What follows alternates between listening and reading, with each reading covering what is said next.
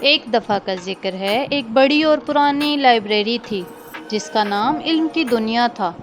اس library میں بچے، بڑے اور بزرگ سب شوق سے آتے تھے تاکہ علم حاصل کر سکیں اور کتابوں کی دنیا میں کھو جائیں۔ اس لائبریری کی سب سے نایاب کتاب کا نام تھا علم کا خزانہ۔ یہ کتاب کئی صدیوں پرانی تھی اور اس میں دنیا کے تمام راز اور جادوئی کہانیاں لکھی ہوئی تھیں۔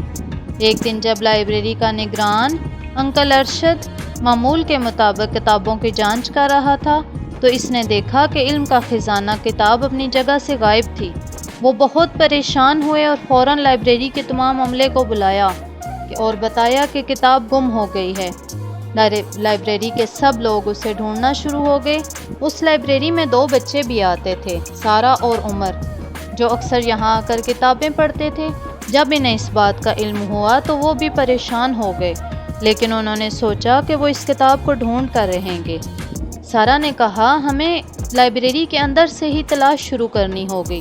آخرکار انہیں ایک کونے میں سے ایک نقشہ ملا جس کے اوپر لکھا ہوا تھا، یہاں سے شروع کریں۔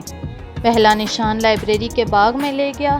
وہاں ایک بڑا درخت تھا جس کے نیچے ایک چھوٹا سا صندوق رکھا ہوا تھا۔ سارا نے صندوق کو کھولا تو اس میں ایک چابی ملی اور ایک نوٹ ملا۔ نوٹ پر لکھا تھا، پہلا قدم مکمل۔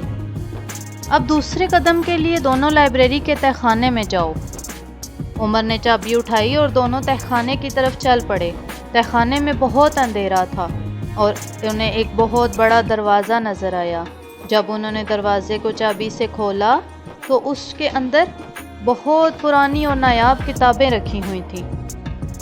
آخرکار انہوں نے لائبریری کے درمیان میں ایک میز پر دیکھا تو وہاں انہیں وہی کتاب نظر آئی۔ انہوں نے خوشی سے کتاب اٹھا لی، لیکن جیسے ہی انہوں نے کتاب کو اٹھایا وہاں ایک پراسرار شخص نمودار ہوا اور اس نے کہا، میں اس لائبریری کا پراسرار محافظ ہوں۔ یہ کتاب بہت قیمتی ہے اور اسے صرف وہی حاصل کر سکتا ہے جو علم کی سچی قدر کو سمجھتا ہو۔ تم لوگوں نے اپنی ذہانت اور ہمت سے یہاں تک پہنچنے کا سفر طے کیا، اس لیے یہ کتاب اب تمہاری ہے۔